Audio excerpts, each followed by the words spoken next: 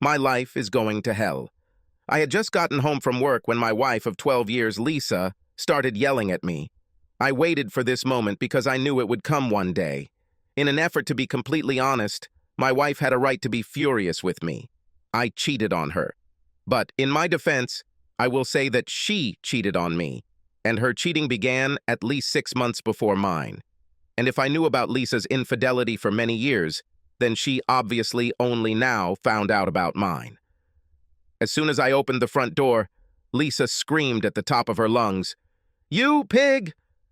From that moment on, the conversation went downhill. In fact, as I recall, Lisa's opening words were the kindest things she said about me during her tirade. Although I only caught every third word, it was very clear that Lisa had found out that I had a special friend, and she was not very happy. Even if I had managed to get a word in edgewise, I couldn't think of anything to say to calm the situation. So I just stood there, staring at the floor, waiting for the storm to subside. Finally, when Lisa calmed down, she said, "Well, what can you say in your defense?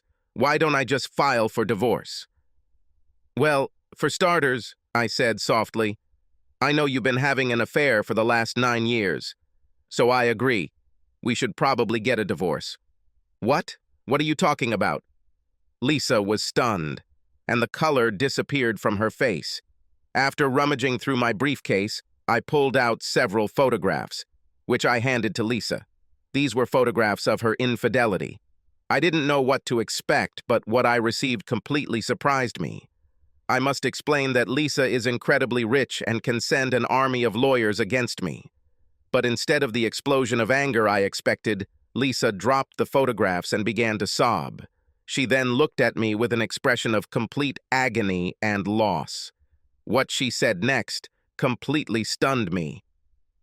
"I don't want a divorce. I love you." She then ran into our bedroom. Her reaction stunned me and left me even more confused than usual. Lisa is the most beautiful woman I have ever known. Even in my wildest fantasies, I never imagined that we would ever end up together. And when we got married, I expected that Lisa would get tired of our relationship and, within a year or two, would kick me to the curb. One of the peculiarities of our marriage was that Lisa's family was incredibly rich and insisted on a prenuptial agreement. I, of course, agreed. However, one point almost made me leave. Lisa insisted that the prenuptial agreement specify that there would be no children from this marriage, and I eventually agreed. I thought about this point for a long time, but by that time, I was hopelessly in love with Lisa. However, by the end of this story, I had 4 children. Did I mention that my life was completely ruined? I suppose I should give a little background on all this. Lisa Gravois is my wife. My name is David Todman. Obviously, my wife didn't take my last name. In short, Lisa's family owns one of the most exclusive perfume companies in the world, and the family name is a brand. And since Lisa is the co-owner of this business, Gravois Scents, it made sense for her to keep her maiden name. At first, I wasn't crazy about the idea, but over the years, I've grown to really like it. Since Lisa kept her last name and I kept mine, many people do not know that we are married. This gives me a certain amount of anonymity. When we got married, I couldn't believe Lisa chose me. She was a stunning beauty and still is. Lisa is almost 5 feet tall with long black hair and the brightest blue eyes you've ever seen. She had the figure of a model with slightly larger breasts. In fact, Lisa worked as a model for some time during her teenage years. I look good, but I'm not a movie star. I'm a little taller than her, I have sandy hair, and I keep myself in shape. Regardless, Lisa was way out of my league, and I knew it. I met Lisa at a party thrown by my college roommate and his wife in the Hamptons. He traded commodities and was successful. His wife, Beth, attended Vassar with Lisa, and they were very close friends. When I was introduced to Lisa, I was duly impressed, as were all the other men in the room. She simply radiated sexuality and beauty. All the single guys and most of the married guys were drooling. But like I said, she was out of my league, so I started chatting with other single women in the room. I have a friend who once advised me to only date girls in my league or even poach girls from a lower league. Otherwise, you will waste your evening talking to a woman who is about to leave with someone else. However, every time I turned that evening, Lisa seemed to be at my elbow. The first few times I chalked it up to coincidence, but by the fourth time it became clear that Lisa was interested in me. I was flattered, but at the same time felt awkward. I figured she was looking for some fun, and when she got tired of me, she would throw me back. I had no interest in being someone's pet for a month. Perhaps this was her plan, but I did not allow myself to discuss it. However, after that party, Lisa stalked me. Like I said, I'm a pretty nice guy, but what the hell did Lisa Gravois want with me? I was just a software salesman. Don't get me wrong, I'm a damn good software salesman. And after just 4 years of working in one company, I became one of the senior sales directors with a salary of around $5,000. But this is nothing compared to what Lisa earns. Her salary, excluding bonuses, is $40 million a year. So I think you can understand why I decided that Lisa was just playing with me. Perhaps my disinterest spurred Lisa on, but in the end, she wore me down. It took her 4 weeks to convince me to go on a date with her. It was 6 months before we slept together and a little over a year before we got married. It was a shamefully extravagant wedding. There were 600 guests, and I heard it cost about $6 million. Of course, her family insisted that I sign a prenuptial agreement. I know that Lisa was embarrassed to ask me about this, but I had no objections. I understood the need for it, and besides, I made good money myself, so I didn't care about her money. And yet, when I agreed to sign the contract, Lisa was incredibly happy. She told me that her family would disown her if she married me without a contract. But according to Lisa, she was going to marry me, come hell or high water. However, I couldn't help but wonder how long our marriage would last. According to the prenuptial agreement, if we divorce before 3 years, I will only receive $500,000. This completely amazed me. I've never heard anyone put the word only in front of $500,000, but things got better. Each year that we remained married for more than 3 years, I received an additional $500,000 or a prorated share for the percentage of the year that we remained husband and wife. In the event of a divorce, Lisa could not make any claims to my assets. On the other hand, I also could not make any claims to her assets. But the best part of this whole arrangement was that I could sleep with the most beautiful woman in the world, and if she threw me out on the street, I would get at least $500,000. Of course, the marriage contract stated that we both agreed to refuse to have children. Although I eventually agreed to this condition, Lisa's parents were adamantly unhappy with the no children clause, but Lisa did not have a close relationship with her parents. Apparently, she only saw them at board meetings and claimed that they liked her brothers better than her. Besides, she already had a battle with them about not having children many years ago. It's no surprise that over the years, we've seen very few of them. And when they came to visit, it was very awkward, especially for me because they looked at me as something lower than pond scum. I have to say that the first 3 years of marriage were truly wonderful. I truly believe that in those blissful years, she truly loved me. But soon after the 3rd anniversary of our marriage, I discovered that Lisa was cheating on me. Our marriage was truly unconventional. Lisa traveled a lot on company business. I'd say she was gone for about a week out of every month. And in the first years, whenever possible, I often traveled with her. Sometimes she would be home for 5 or 6 weeks at a time, but that was rare. However, every time she returned home, she would drive me to exhaustion in the bedroom. My discovery of Lisa's infidelities began with a photograph in the newspaper. Since Lisa is a celebrity, she is often mentioned or illustrated in the gossip pages. So I religiously scanned that section of the newspaper every day.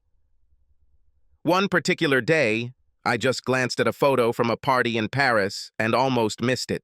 In the end, it took a magnifying glass to confirm what I thought was in the photo. On the right side of this particular photo, I saw someone who looked like Lisa. I confirmed this with a magnifying glass. So you're probably saying, what's the big deal? This was important because at that particular moment, Lisa was supposed to be in Japan negotiating for the company. However, there could be many reasons why Lisa was in Paris, but I couldn't figure out why she changed her trip and didn't tell me about it. However, I needed to know more. It could have been a simple last-minute mistake in her schedule, but I had to find out what was going on. When we first got married, Lisa asked me to quit my job so I could travel with her. I told her I didn't want to be kept. Eventually, she stopped asking. One of the things about being married in a family like Lisa's is that you have virtually unlimited resources. However, I didn't want to use Lisa's money because I knew she was very meticulous and would know if I did. But I had my own checking account into which my salary was transferred. I mainly used this money to buy Lisa birthday and Christmas gifts. It's not an easy task when you're shopping for someone who has everything. It exhausted me to death. I could neither sleep nor eat. I needed to know what was going on, so I used my personal funds and hired a private investigator. However, even while doing this, I had to be careful. I chose a firm that I knew Gravois had never used before, a reputable firm in St. Louis. After I discovered the photo in the newspaper, I realized that Lisa's work schedule required her to travel much more often than when we first got married. With the new schedule, she was away for an average of 2 weeks out of every month. However, I was puzzled because our sex life was still great. Lisa always seemed genuinely upset when she had to leave and very happy when she returned. I almost convinced myself that I was paranoid. Anyway, a month later, I learned that I wasn't being paranoid. I got the report with the scans, and it was fucking painful. I have never experienced such pain. In the private investigator's report, Lisa's lover was named as Gerard Lavelle, whose family was in the banking business. They owned banks throughout Europe, and Gerard was president of the family holding company. Lisa and Gerard grew up together, and at one time everyone thought they would get married. But then Gerard and Lisa broke up.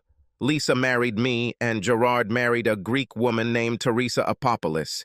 Teresa's father was very passionate about shipping. Gerard and Teresa had 3 children. According to the private investigator's report, Gerard and Lisa broke up because he wanted children, and Lisa absolutely did not want them. Apparently, Gerard's family threatened to disinherit him if he agreed to Lisa's demand not to have children.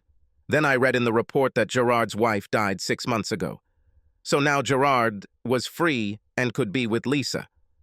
I walked around depressed for 5 days, trying to understand what was happening. It's obvious that Gerard was Lisa's first love, and they apparently rekindled their relationship. I didn't understand why Lisa didn't file for divorce. In fact, I was completely confused because every time she came home, Lisa would smother me with love.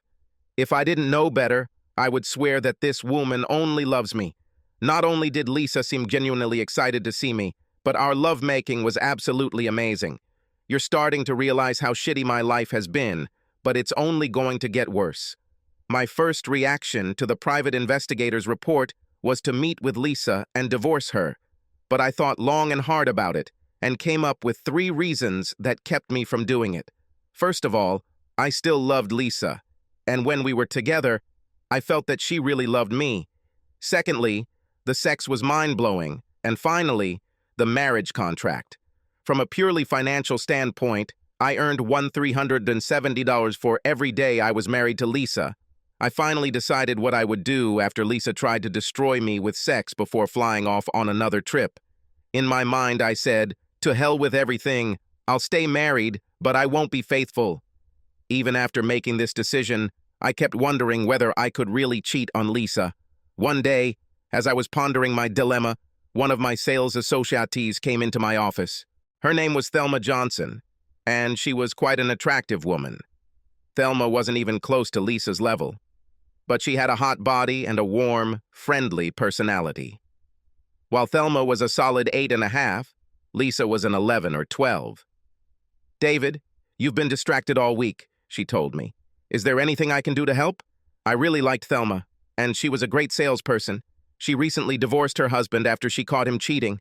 I was surprised that she wasn't as upset about the divorce as I thought. Thelma worked closely with me for over 6 months to secure the contract with Harris Enterprise. This contract provided us with a bonus for the year. I knew Thelma cared about me, but we had always had a professional relationship. However, Thelma was a good listener, so I decided to talk to her about my dilemma with Lisa. Yes, I admitted. I'm confused. I just found out that Lisa is cheating on me. The question I'm struggling with is, should I divorce her or ignore her? That shouldn't be a problem, Thelma said quickly. Divorce this bitch and move on with your life. It's not that simple, I explained. I signed a marriage contract with Lisa. Every year I remain married to Lisa, I receive $500,000. This means that every day I'm married, I earn about $400, which is not small change. Then I listed all the other perks that could come with being married to Lisa. Fancy cars, parties, clothes, expensive watches, and travel on the company jet. Thelma acknowledged that this was indeed something that needed to be carefully considered. She promised to think about it that evening and let me know if she came up with anything. The next day, I was still thinking about my problem when Thelma walked into my office and closed the door. I think I have a solution to your problem, she said, sitting down opposite me. Really, what do you think I should do with Lisa? I asked. I think you should stay with her, Thelma replied and continued, with some changes. Oh, and what changes should I make? I asked, smiling. I was sure that Thelma would suggest that I stay married and just cheat on Lisa. I admit that I was leaning more and more in this direction, but I still had not convinced myself that I should decide to cheat. Although I still loved Lisa, her betrayal hurt me deeply and I found it difficult to cope with. But what Thelma suggested shook me to my core. Like I said, I think you should stay married to Lisa, but you should have your own affair. I raised my hand to stop her from continuing. I've already thought about this. No, my plan includes more than that, Thelma interrupted. Please let me explain, and let me finish before you throw me out of your office. Okay, I said, raising my hands in her direction. The floor is yours. David, I think you are struggling with this decision for 2 reasons, Thelma began. Firstly, because, despite what Lisa did, you still love her. You can't imagine life without her. Besides, although you've thought a lot about having an affair of your own, it doesn't satisfy you in one important way. You told me several times that you really want to have children. This means that just affairs do not solve this desire of yours. Yes, you could get your mistress pregnant, but that would be messy and would almost certainly end your marriage to Lisa. All this is true, I intervened, but I don't see how it will help me solve my problem. I believe I can be the solution, Thelma said, smiling warmly at me. What? Are you offering to become my mistress? Technically, yes, she said with a sly smile. But I want much more. I'm not sure I like the sound of that, I said worriedly. No, David, let me finish. I nodded for her to continue. You've known me since before you and Lisa got married, Thelma continued. I know you think that Lisa married below her level, but I never thought so. She's damn lucky to have you, and she's just a fool to risk losing you. But since Lisa decided to be an idiot, I'm not going to miss this opportunity. You know that my dating history was, to put it mildly, sad. I always ended up with the worst men. I had great fears even before my wedding last year. I felt that Fred and I were not right for each other, but outwardly he seemed kind and loving. It was only after the wedding that I found out that he was jealous and controlling, and on top of that, a cheater. I simply nodded and let Thelma continue. I've always been attracted to you, but you never seemed interested in me. We've been good friends for years, but you never thought about me in a romantic way. I accepted it, and I knew I could never compete when Lisa came on the scene. But Lisa has allowed the door to open slightly, and I intend to see if I can get in before it closes. So far, Thelma's explanations have said nothing about how her plan differs from simply taking a mistress. The 2 things you said you want concern Lisa and having children. You are terribly hurt by Lisa's betrayal, and you want to strike back at her. At the same time, although you have not attached much importance to it, it is clear to me that you want to have children. I can provide both. After the disaster of my marriage, I decided that I never wanted to get married again. However, I desperately want to have children. I propose to become your mistress and bear you children. I know that you don't love me, but I think that you care about me. We will keep our affair a secret, which will allow you to remain married to Lisa. At the same time, I will have your children. We both won. I'd be lying if I didn't admit that I was shocked and intrigued by what Thelma had to offer. It was complete nonsense, but I liked the idea.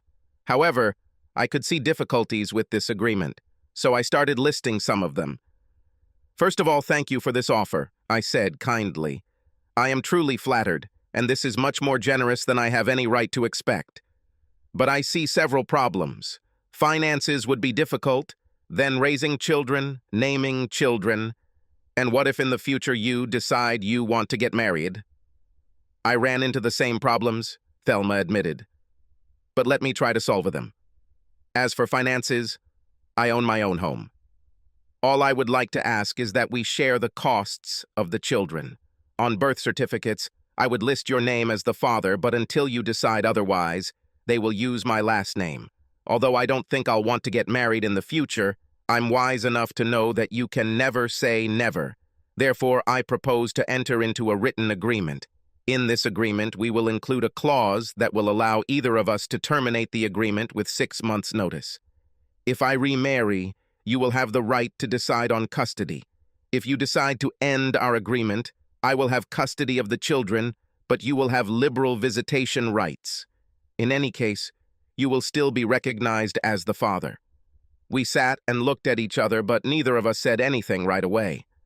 Finally, I broke the silence. I must admit that I am very intrigued by your proposal. However, I'm not ready for this yet. Why don't we go on a few dates to see if we're right for each other? Thelma agreed, and we started dating. The first few dates were just dinner and dancing. Then we had dinner and went to the theater. I found that dating Thelma was fun. She was warm and funny. This, of course, was much nicer than sitting at home and waiting for Lisa to return from one of her trips. On our 5th date, we hugged tightly in the car as I drove Thelma home. After the 6th date, Thelma said, "We're definitely compatible on our dates. Now let's check if we are compatible in bed." Sex with Lisa could be mind-blowing, so I didn't know what to expect from Thelma. As we undressed, I realized that Thelma, when she was naked, was closer to a 9. Thelma was shorter than Lisa and fuller, but her body was very soft and sexy. We made 3 rounds before I headed home. I thought I would feel guilty for cheating on Lisa, but I don't. In fact, communicating with Thelma somewhat softened my wounded pride. The next day, Thelma walked into my office beaming. Closing the door, she walked around my desk and gave me a searing kiss. I think after last night we know we're compatible. So what do you want to do now? I was grinning from ear to ear. Why don't you find a lawyer who has nothing to do with this company or any of Lisa's companies? Let them draw up an agreement, then we'll see what comes of it. Thelma smiled widely. I know the perfect lawyer, my brother Tim. He and I are very close. He also knows that I'm a bit flighty and warned me against marrying Fred. So Thelma left, and I went back to work. As the days passed, I thought less and less about the idea. And since Thelma didn't mention it, I thought she might have changed her mind. Anyway, I didn't mean to bring this up. Also, I was becoming more and more convinced that I should just divorce Lisa and accept my financial losses. At least it won't be like what happens to most husbands when they get divorced. They end up in a complete mess, in every possible way. In many cases, these men deserve to be fucked. But in many other cases, it is the wife who deserves to be burned to ashes. In my case, I would at least be left with a lot of money. 2 weeks after our conversation, Thelma walked into my office and closed the door. She placed the completed contract on my desk. Give him as much time as you want. Make any changes you want. If we both agree, we will sign it in front of my brother. He will have the necessary witnesses and a notary. I was surprised because Thelma didn't say a word about the proposal after our night together, and we didn't go on another date. I was sure that the idea was dead, but now the agreement was on my desk. It was amazing how quickly my thoughts turned to taking Thelma as my mistress and having children with her. Thelma's brother was very attentive. He even raised questions that neither Thelma nor I had ever thought about. I was struck by the question of what would happen to the children if something happened to Thelma or to me. This question chilled me to the bone. Tim's solution was simple. If Thelma died, Tim agreed that he and his wife would raise the children if I continued to live with Lisa. If at that moment I want to acknowledge the children, I will receive them. If I chose to stay with Lisa, I would still be given full access to any children Thelma and I would have. And if they hadn't already been told, they would have been told that I was their father. If I died, the children's names would be changed to my last name. I would leave them my property, which will be held in trust until they reach the age of 25. I was still trying to make a decision when Lisa told me on Monday that her travel schedule would increase a bit next year. That decided it for me. The next day, I told Thelma to make an appointment with her brother. The meeting with Thelma's brother, Tim, was very businesslike. Regardless of what he personally thought about this agreement, it was clear that he loved his sister and was willing to do anything to make her happy. "David, you're lucky," Tim said, shaking his head. "I saw pictures of your wife and she is gorgeous. And my sister is also beautiful. God, I'm jealous." I laughed at Tim's words, but Thelma just looked at her brother. "Tim, Gloria is a wonderful woman, and you are damn lucky to have her." "I know, sis, but it would be even better if my secretary wanted such a deal." Tim chuckled and then said quickly, "I'm just kidding. Gloria is more than enough for me." This satisfied Thelma, and she smiled. Then we returned to the agreement. One of the points of the agreement was that we would try to organize our sexual encounters so that they would take place when Lisa was on business trips. Of course, this had to be changed early on, so that we could have sex when Thelma was most fertile. Thelma and I maintained a completely professional relationship in the office. Thelma also told anyone who would listen that she was done with dating, but intended to get pregnant artificially. 3 months after we first met, Thelma called me and told me she was pregnant. We maintained our sex life throughout our pregnancy as best we could. When Thelma went into the hospital to give birth, I was a little upset that I couldn't be there. But we both understood that this was simply impossible when Lisa was at home. However, as soon as possible, I was at the hospital to see both Thelma and my son Gavin. We agreed on a name. It belonged to her grandfather. 18 months later, Jennifer was born, and that's when Thelma asked if I would be willing to let her become a stay-at-home mom. She said she had enough money to last for 5 years, by which time both children would be in school. I told her I was thrilled that she would be able to be with our kids full-time. I even agreed that I would pay Thelma's mortgage and utilities from a fund I had secretly created. As it turned out, we were not planning to have more children, but one of Lisa's trips occurred during Thelma's ovulation period. Apparently, she had counted the days incorrectly. Anyway, one day, she called me in tears and told me she was pregnant. Thelma was afraid that I would be angry with her. Instead, I told her I loved her and all my children. Scotty was born while Lisa was away on a trip, so I was lucky enough to be in the delivery room when my son was born. I was so happy that I floated on a cloud for several days. Before the birth of our third child, Thelma and I decided that we should make sure that we did not have any more children. The question was, either I get a vasectomy or Thelma gets her tubes tied. We decided that everything would be decided by a coin toss. It came up heads, and Thelma had her tubes tied. Life was going great, it seemed to me, until Lisa's travel schedule was suddenly interrupted. This put an end to our plans with Thelma. If Lisa didn't run away to cheat with Gerard, then I felt ridiculous running away to cheat with Thelma. I know it doesn't make sense, but if you think about it, our whole situation doesn't make sense. Until Lisa canceled the trip, she seemed happy, I was happy, and Thelma was ecstatic. As the weeks turned into months, both Lisa and Thelma became more and more upset with me. Lisa wanted me to do even more things with her. She said that we had grown apart and she wanted to reconnect. Thelma was upset and unhappy because we hadn't made love in almost 6 weeks. I still had sex with Lisa, but I felt guilty about it, so sometimes I did it poorly or not at all. My life was completely screwed up and I didn't know what to do to unravel it. That day I came home and discovered that Lisa had found out about my betrayal. "I think you're right. We should probably get a divorce," I said, relieved that this might be a way out of my predicament. Lisa looked at me in complete shock and burst into tears. Lisa said she loved me and didn't want to get a divorce, and ran into our bedroom. Her reaction took me by surprise, so I followed her to continue the conversation and found her face down on our bed crying. I sat down next to her and pulled her towards me. "You were right, Lisa. We have been moving away from each other for many years. I thought you wanted a divorce." "No, I don't want a divorce," she was able to say. "Then why did you bring this up?" I asked, completely confused. "I thought this would shock you and make you realize that we need to work on our marriage," Lisa said between sobs.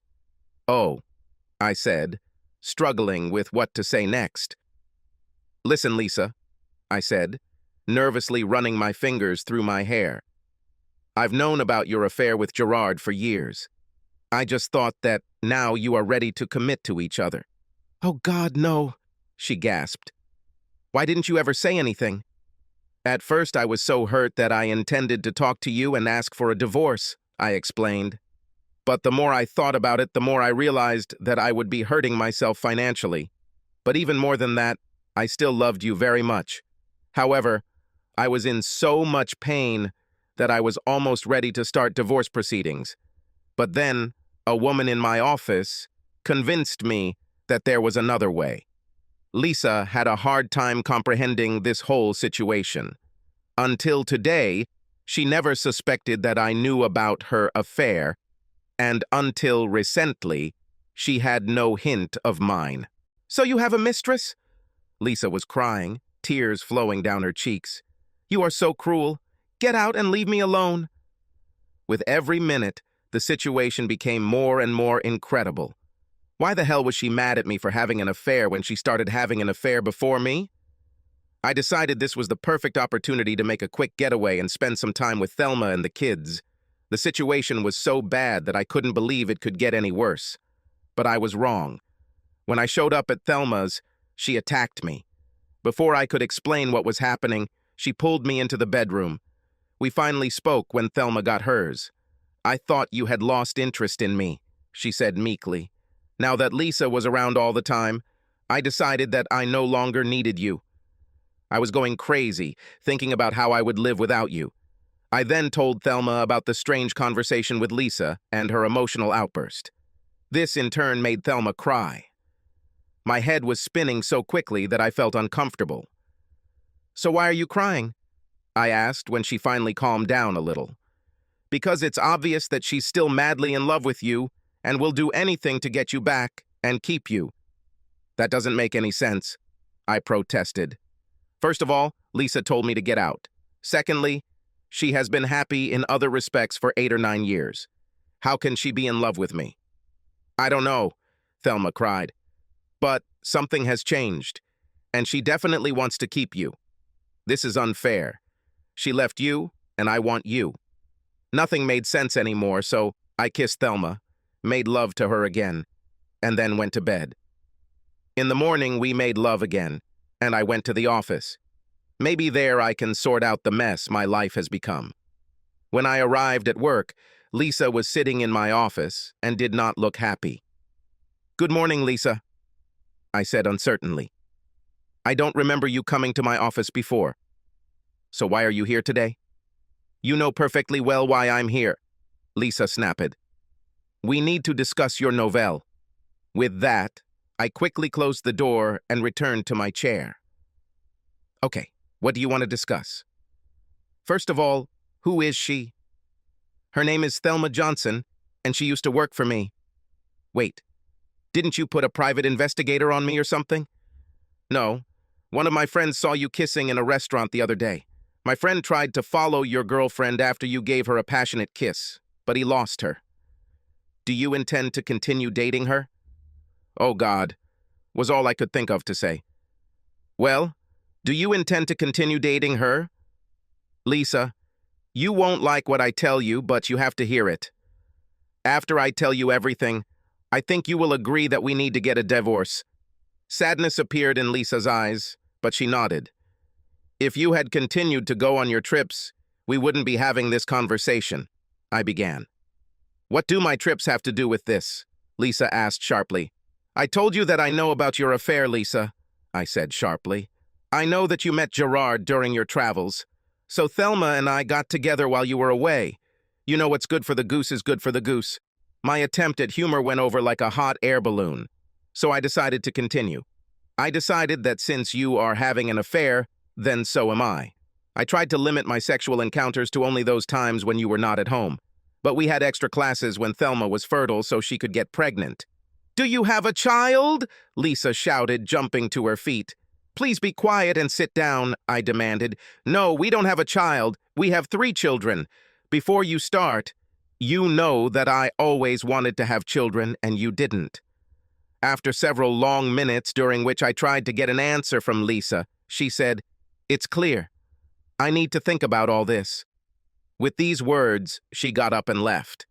I figured it would take the company lawyers a day, maybe 2, to prepare the divorce papers. At that time, I decided not to take the risk, since Lisa was angry, and stayed with Thelma. This night with Thelma was a welcome relief. And yes, I loved every minute of it. But the next morning, Lisa called me at the office. I assumed it was a courtesy call to let me know that the divorce papers were on their way. However, what Lisa had to say was the last thing I expected in this world. She wanted to meet Thelma and my children. Listen, Lisa, I said harshly. I know you're angry at me, and we can argue about whether it's justified, but I won't let you drag my children into this, and I definitely won't let you abuse them or Thelma. David, she said calmly, I swear to all that is holy, I will not do anything to embarrass, offend, humiliate, or in any way harm your children, Thelma, or you. I really want to meet your kids, and I desperately want to talk to Thelma. Plus, I'll have a fully qualified nanny to watch the kids while we talk. After our meeting, if you wish to continue with the divorce, I will more than honor our agreement. I thought for a moment and decided that meeting with Lisa might be the best way to get things settled as quickly as possible. However, if Lisa did anything to upset my children or Thelma, it could quickly backfire. Look, I have to ask Thelma, I said, but if she agrees, when and where do you want to meet? Maybe at our house tomorrow at 10 in the morning? Thelma was not happy about meeting Lisa.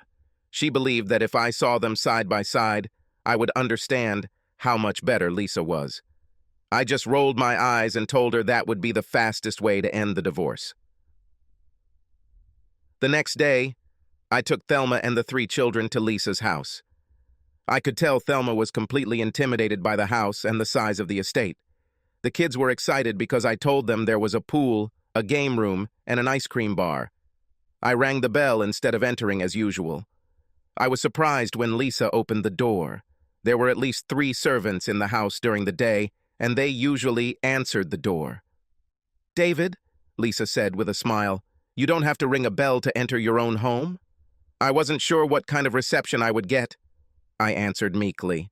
Lisa introduced us to an overweight, middle-aged woman who seemed quite pleasant. This is Helen, Lisa introduced the nanny.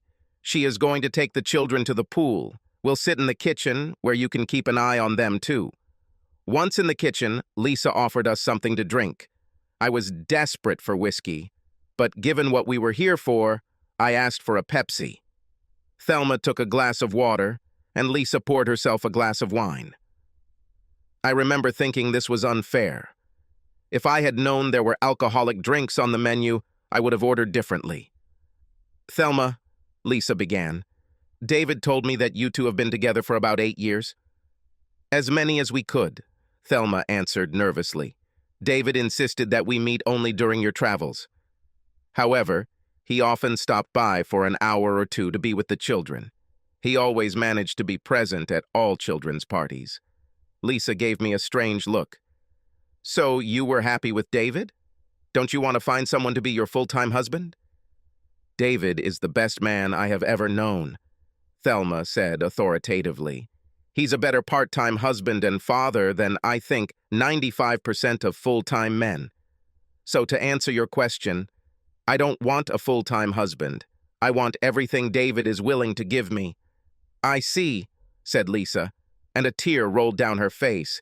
She quickly wiped it away and turned to me. David, could you check on your kids and give Thelma and I some time alone? I looked at Thelma, and although she was very nervous, she nodded at me. I was wearing shorts because I had the day off, so I took off my sandals and dangled my feet into the pool. I watched the splashing children and could not help but regret that Lisa did not want children and cheated on me. From time to time, I looked out the kitchen window. At first, it seemed that Lisa was doing all the talking. Then Thelma spoke, and Lisa seemed to cry. Then they took turns talking, and Thelma seemed to be writing. Finally, I saw both women hugging each other and crying. Then Lisa opened one of the doors and asked me to return to the house. I was almost afraid to go. Once inside, I headed to the chair I had occupied earlier. I was curious if there were any other alcoholic drinks on the menu, but decided not to push my luck. David, Thelma said, taking my hand, we have come to an agreement. Okay, I said slowly. Is this something I won't like? We'll let you decide, Lisa said. Our agreement is to share with you. Let's talk about being caught off guard. I came this morning expecting to discuss the details of Lisa and my divorce, and now they told me that 2 women in my life want to divide me. I didn't understand here, I said, pushing my chair back slightly. Lisa, you've been cheating on me for almost 9 years. And yes, I cheated on you for almost as long, but you started it. I don't understand why you don't want to be with Gerard all the time. If you divorce me, you will be free. Lisa started crying and Thelma hit me on the arm. Why did you hit me? I demanded. I became even more confused and a little angry. Because Gerard is dead, Thelma said. Oh, sorry, I muttered. I did not know. David, you're right. I cheated on you, Lisa admitted. Gerard was my first love, and I couldn't forget him until I met you. He broke up with me when I told him I didn't want children. I was crushed by his decision, but I refused to back down. About 3 years after our wedding, I met Gerard on one of my trips. His wife died, and he was depressed. I wanted to be there to help him through this difficult time. He really loved Teresa. One way or another, one thing led to another, and we began an affair. Yes, I loved Gerard, but I loved you just as much as I loved him, maybe even more. By the time Gerard had a massive heart attack, he was pressuring me to divorce you and marry him. I told him that I would never leave you. I love you too much. Now I won't survive if you leave me, David. And I know that you still love me, even though you had a family with Thelma, so you know that you can love 2 people at the same time. Now I understand that I can't have you all the time, but like Thelma, I want everything you are willing to give me. I exhaled sharply and sank into a chair. I know a lot of guys dream about this, but all I saw was a potential nightmare. Everything in my body screamed that 2 women wanting the same man was a recipe for disaster. I looked from Lisa to Thelma, and then back again. I saw hope and fear in the eyes of both women, so I decided to play dumb. And how exactly will this work? I asked. In response, Thelma took out a notepad and began looking through the schedule. The agreement was quite detailed, but the gist was that Lisa would stay in the master bedroom. Thelma and the children would live in the north wing, which had 3 bedrooms and 2 bathrooms. I stayed with Thelma overnight on Monday, Wednesday, and Friday. I stayed with Lisa on Tuesday, Thursday, and Saturday. On Sunday, I could sleep wherever I wanted. The fact that I slept with one woman or another did not mean that sex would be constant. This was decided between the couples. However, if one of the women decided that she did not want or could not have sex, I was not allowed to sleep with the other.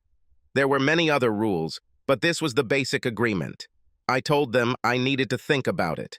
I was very skeptical about this whole idea, but both women insisted that it was either cohabitation or nothing.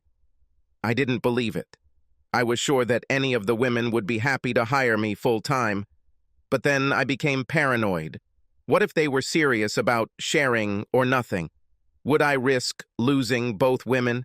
Anyway, I had to leave for a business trip the next day, so I told them I would give an answer when I got back. I was surprised that I could work so effectively with such a huge life change looming over my head. But after I completed my contract with Stellar Enterprises and was flying home, I realized why I was able to work on this trip. I've already made my decision. I agreed to the deal. Thelma returned to her brother to draw up a new agreement. His eyes widened when Thelma told him what was going on. After Thelma finished explaining the deal, his first comment was, "David, I hate you with all my being." Of course, I knew he was joking, so I joked back. "You could still take yourself as a mistress," I suggested, and immediately received a slap from Thelma. "I wouldn't dare," Tim admitted. The arrangement seemed to be working well until almost 7 months had passed. I can't say that my sex life has become more intense. However, she has become more consistent. I have sex at least 3 times a week, but sometimes there are 4 or 5. With a nanny looking after the children, Thelma returned to work in my office. Lisa was a little worried at first, but she corrected the situation to her satisfaction. Lisa took Thelma from me by offering her a higher salary and better benefits. Thelma now works for Lisa and seems quite happy. About a week before the 7th month, these 2 women grabbed me while I was returning home from work. They explained that there was a problem with the contract and it needed to be amended. It flashed through my head, "Lord, what now? Can my life get any worse?" The answer was yes. Having seated me at the table in the dining room, Lisa immediately explained the essence of the problem. "David, I want to have a baby." I guess, needless to say, I was confused, but now you all understand that this is my usual state of mind when I live with these 2 women. If I had been wondering for 1,000 years what they wanted to talk to me about, I would never have guessed that it would be that Lisa wants to have a child. "I know, I said I didn't want children," Lisa said quietly. "But I see how much fun you have with your children, and I see how much they love you and how much you love them. I want this feeling too." And what should I have said? All I could come up with was, "Okay." This must have been the right answer, because both women squealed with happiness, hugging and kissing me. But then Lisa added, "Besides, David, Thelma, and I have discussed this, and we agree that I should not be married to you." Now I was in a panic. It sounded like these 2 women wanted me to knock Lisa up, and then they were planning to kick me to the curb. I knew they had become close, but I never expected them to fall in love with each other and want to get rid of me. "Let me check if I understood everything correctly," I said, looking at Lisa. "You want me to get you pregnant and then you both kick me to the curb?" "I don't think I want to be a part of this. If you want to get rid of me, just say so, and I will leave peacefully. However, if you girls think you are going to cut me off from my children, I will fight you to the last." "What?" Thelma's voice rose 3 octaves. No, David, you got it all wrong," Lisa said hastily, her face turning red. "It's my fault. I explained everything incorrectly."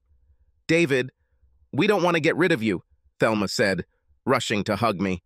"I love you with all my heart. I'll be crushed if you leave." "David, I feel the same." Lisa had tears running down her cheeks. "Well, then I have no idea what you 2 are talking about," I said desperately.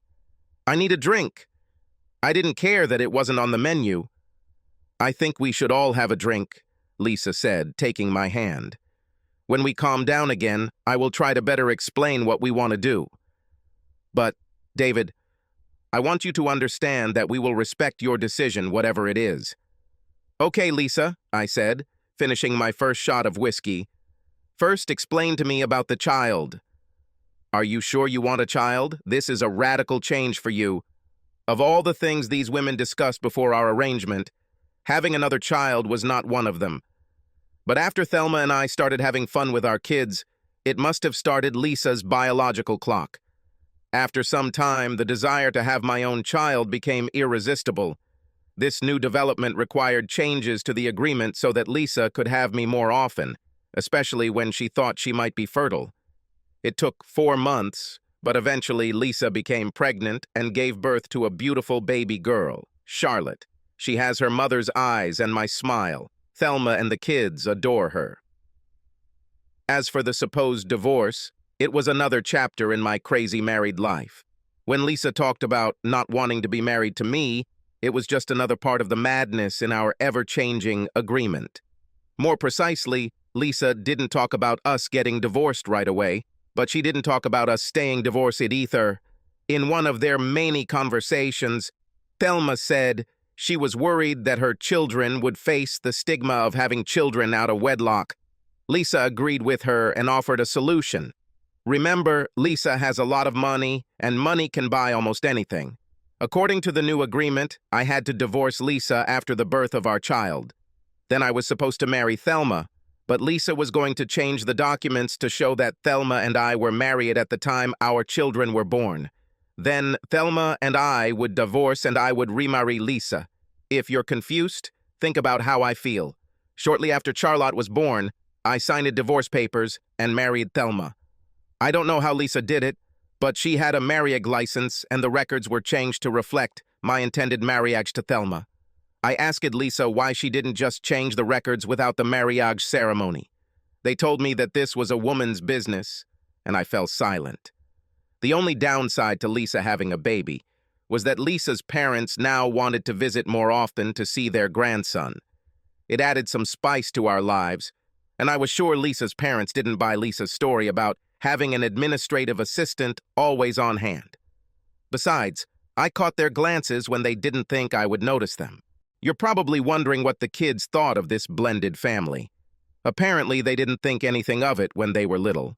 But as they got older, they were told that their mothers were very good friends, and that at different times, I had been married to each of them. They left the rest rather vague. When the children grow up, I have no doubt that they will understand that our family is not entirely ordinary.